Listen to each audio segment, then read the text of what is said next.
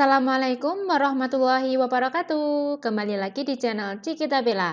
Nah, pada video kali ini kita akan membahas soal-soal P3K untuk persiapan tes tahun 2021 ini.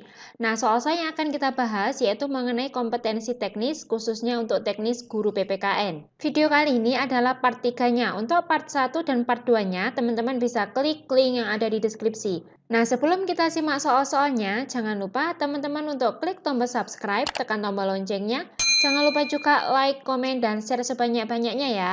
Langsung saja soal yang pertama. Pejabat negara yang memanfaatkan mobil dinas untuk berbagai kegiatan pribadi merupakan tindakan yang tidak dibenarkan oleh Pancasila sebagai dasar negara karena perilaku tersebut A. Melanggar norma kesopanan, B. Dibolehkan pejabat di atasnya, C. Mendapat dukungan masyarakat, D. Melanggar ketentuan hukum, atau yang E. Menjadi kebiasaan masyarakat. Jawaban yang benar adalah yang D. Melanggar ketentuan hukum. Pancasila sebagai dasar negara menjadi landasan dan pedoman dalam membentuk dan menyelenggarakan negara. Hal ini berarti perilaku para penyelenggara negara dalam pelaksanaan penyelenggaraan pemerintah negara harus sesuai dengan perundang-undangan yang mencerminkan nilai-nilai Pancasila. Nah, khusus untuk mobil dinas itu tidak boleh digunakan untuk kegiatan pribadi, hanya boleh digunakan untuk kegiatan dinas. Nomor 2. Sesuai dengan nilai-nilai yang terkandung dalam sila keempat Pancasila, Presiden dapat melakukan komunikasi politik dengan Wakil Presiden atau Menteri-Menteri Negara melalui A. Pembagian tugas dan kewenangan dengan Wakil Presiden, B. Memberi kesempatan jeda istirahat kepada peserta sidang kabinet, C. Mengangkat Menteri Negara dari berbagai latar belakang, D. Mengusulkan gaji Menteri Negara secara proporsional, atau yang E. Penyediaan rumah dinas yang layak sebagai pejabat negara. Jawaban yang benar adalah yang A. Pembagian tugas dan kewenangan dengan Wakil Presiden. Pancasila memiliki nilai-nilai yang dapat diterapkan dalam praktik penyelenggaraan pemerintahan negara Indonesia. Lembaga-lembaga negara dalam sistem pemerintah di Indonesia dalam menyelenggarakan jalannya pemerintahan negara mendasarkan pada nilai-nilai yang terkandung dalam Pancasila, termasuk lembaga kepresidenan. Presiden dapat menerapkan nilai-nilai yang terkandung dalam Pancasila dalam menjalankan tugas pemerintahan. Kita lanjut soal nomor 3. Berikut merupakan salah satu contoh peristiwa yang pernah terjadi di Indonesia yang dikategorikan sebagai suatu bentuk pelanggaran hak asasi manusia dalam perspektif nilai-nilai Pancasila adalah A. Konvoi motor gede yang dilakukan oleh sekelompok orang, B. Premanisme yang terjadi di kota-kota besar di Indonesia, yang C. Vandalisme yang menyebabkan kotornya ruang publik, D. Radikalisme yang dilakukan oleh sekelompok golongan tertentu, atau yang E. Aksi teroris yang menyebabkan jatuhnya korban meninggal dunia. Jawaban yang benar adalah yang E. Aksi teroris yang menyebabkan jatuhnya korban meninggal dunia. Nah, hak asasi manusia itu merupakan hak-hak yang melekat kepada manusia secara kodrati yang tanpa hak-hak itu manusia tidak dapat hidup layak sebagai manusia. Nah, melekat secara kodrati inilah yang membedakan antara hak asasi manusia dengan hak-hak yang lainnya. Pancasila itu sangat menghormati dan menjunjung tinggi hak asasi manusia sebagai bentuk perlindungan terhadap hak-hak warga negara Indonesia, di mana salah satu pelanggaran hak asasi manusia yaitu dengan aksi terorisme. Soal nomor 4. Salah satu perbedaan praktek sistem demokrasi Pancasila di Indonesia berdasar Undang-Undang Dasar Negara Republik Indonesia tahun 1945 yang terjadi pada masa Orde Baru dan Reformasi diantaranya adalah dalam hal A. Pengambilan keputusan, B. Pelibatan rakyat, C. Keterbukaan, atau D. Transparan, D. Transparansi, atau E. Kebebasan. Jawaban yang benar adalah yang B. Pelibatan rakyat.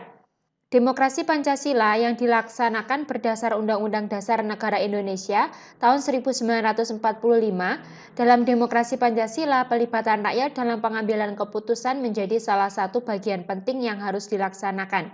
Kita lanjut soal nomor 5. Berikut ini merupakan salah satu contoh peristiwa yang dapat dikategorikan sebagai kasus pelanggaran hak warga negara dalam kehidupan berbangsa dan bernegara sesuai nilai-nilai Pancasila adalah A. Terlambat membayar pajak kendaraan, B. Tidak menghadiri undangan hajatan pernikahan. C. Memanfaatkan ruang publik untuk bercengkrama. D. Penggunaan trotoar jalan untuk berjualan. Atau yang E. Tidak mengikuti upacara bendera di sekolah.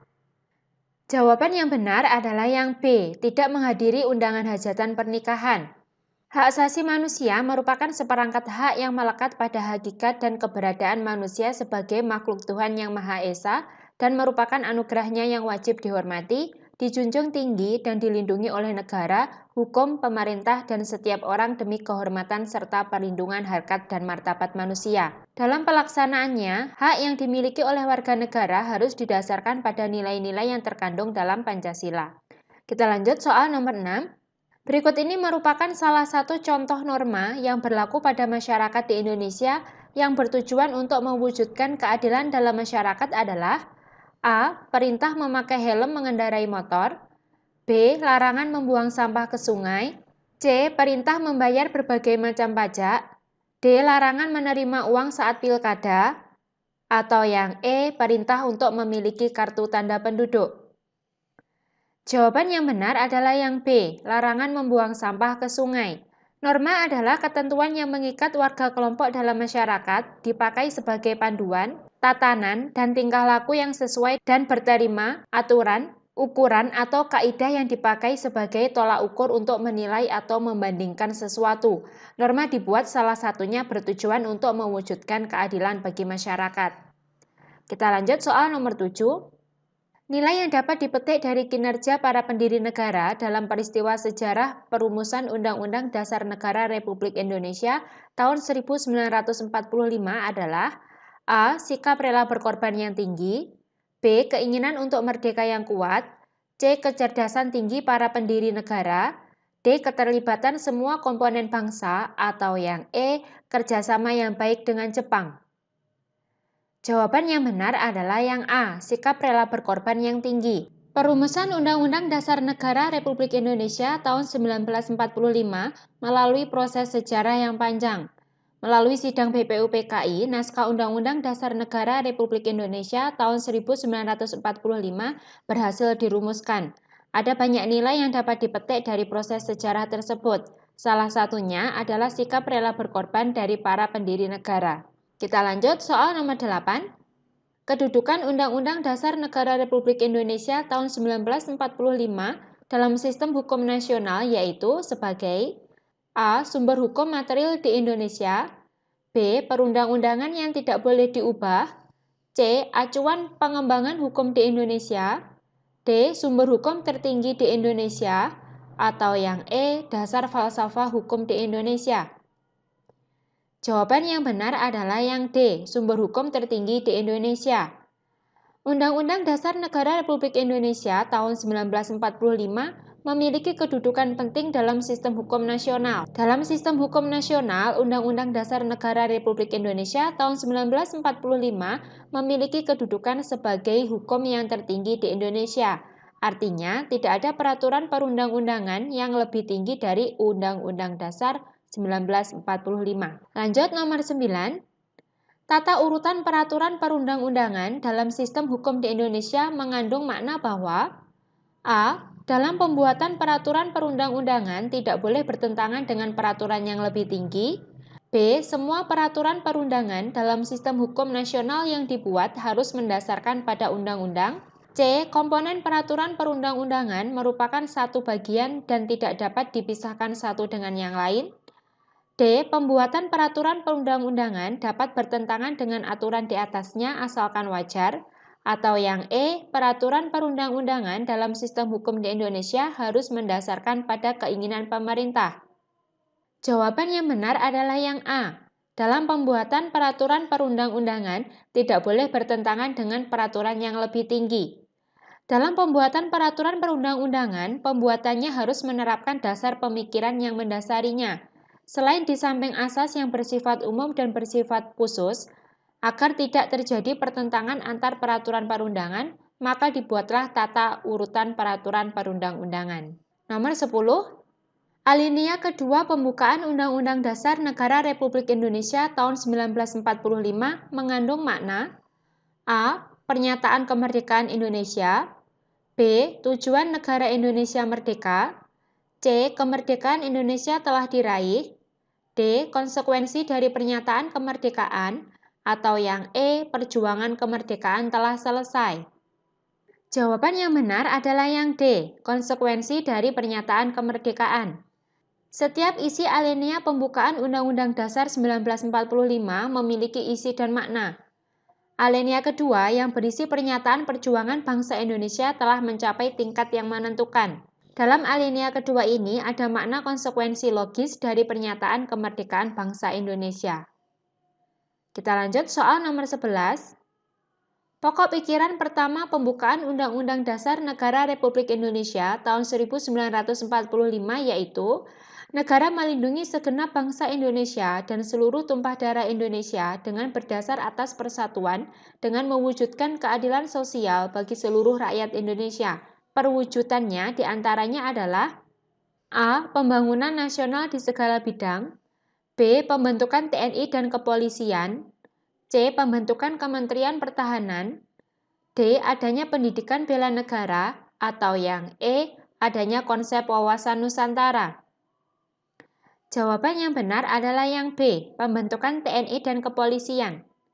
Pembukaan Undang-Undang Dasar 1945 merupakan 4 pokok pikiran. Keempat alinea masing-masing mengandung cita-cita luhur dan filosofis. Pokok pikiran pertama, negara melindungi segenap bangsa Indonesia dan seluruh tumpah darah Indonesia dengan berdasar atas persatuan dengan mewujudkan keadilan sosial bagi seluruh rakyat Indonesia, salah satunya dapat diwujudkan dalam bentuk pembentukan TNI dan kepolisian. Karena tugasnya dari TNI dan kepolisian ini nanti adalah untuk melindungi bangsa Indonesia. Kita lanjut soal nomor 12. Bentuk negara Indonesia berdasarkan Undang-Undang Dasar Negara Republik Indonesia tahun 1945 terlihat pada A. Adanya negara-negara bagian dalam wilayah Indonesia. B. Wilayah negara dibagi ke dalam provinsi, kabupaten, dan kota. C. Anggaran pemerintah provinsi semuanya dari pemerintah pusat. D. Provinsi berlaku sebagai negara bagian yang mandiri dan otonom. E. Menteri negara tidak boleh ikut campur pemerintahan daerah. Jawaban yang benar adalah yang B. Wilayah negara dibagi ke dalam provinsi, kabupaten, dan kota. Bentuk negara Indonesia adalah kesatuan, yang lebih sering disebut Negara Kesatuan Republik Indonesia atau NKRI. Pernyataan yang secara tegas menyatakan bahwa Indonesia adalah negara kesatuan tertuang dalam Undang-Undang Dasar Negara Republik Indonesia tahun 1945 pasal 1 yang berbunyi, negara Indonesia ialah negara kesatuan yang berbentuk republik. Bentuk negara kesatuan salah satunya dapat dicermati dari adanya desentralisasi kekuasaan. Kita lanjut soal nomor 13. Kedaulatan negara Indonesia berdasarkan Undang-Undang Dasar Negara Republik Indonesia tahun 1945 adalah kedaulatan rakyat. Salah satu perwujudannya adalah A. Pemilihan presiden dan wakil presiden langsung oleh rakyat. B. Keterlibatan rakyat dalam perumusan kebijakan publik. C. Adanya partai politik sebagai peserta dalam pemilu. D. Adanya pemilu untuk memilih anggota DPR atau DPD. Atau yang E. Adanya pemilihan kepala daerah secara serentak. Jawaban yang benar adalah yang A. Pemilihan presiden dan wakil presiden langsung oleh rakyat. Kedaulatan negara berdasarkan Undang-Undang Dasar tahun 1945 adalah kedaulatan rakyat yang mengandung makna bahwa rakyat memiliki kekuasaan tertinggi. Pemilihan presiden dan wakil presiden langsung oleh rakyat sebagai salah satu bentuk perwujudan dari kedaulatan rakyat. Negara yang menganut sistem kedaulatan rakyat memberikan kekuasaan kepada rakyat untuk melaksanakan kekuasaannya. Kita lanjut soal nomor 14. Berdasarkan ketentuan Undang-Undang Dasar Negara Republik Indonesia tahun 1945, dikenal adanya konsep warga negara dan penduduk. Perbedaan di antara keduanya adalah A. Status atau kedudukannya. B. Kartu identitas yang dimiliki. C. Tempat dan waktu kelahiran. D. Waktu tinggal di wilayah negara. Atau E. Asal-usul keturunan orang tua. Jawaban yang benar adalah yang A. Status atau kedudukannya. Penduduk dan warga negara merupakan dua konsep yang berbeda. Penduduk lebih luas cangkupannya daripada warga negara Indonesia. Pada pasal 26 ayat 2 Undang-Undang Dasar Negara Republik Indonesia tahun 1945 menegaskan bahwa penduduk ialah warga negara Indonesia dan orang asing yang bertempat tinggal di Indonesia. Yang membedakan antara warga negara dan penduduk adalah status kedudukan yang dimiliki.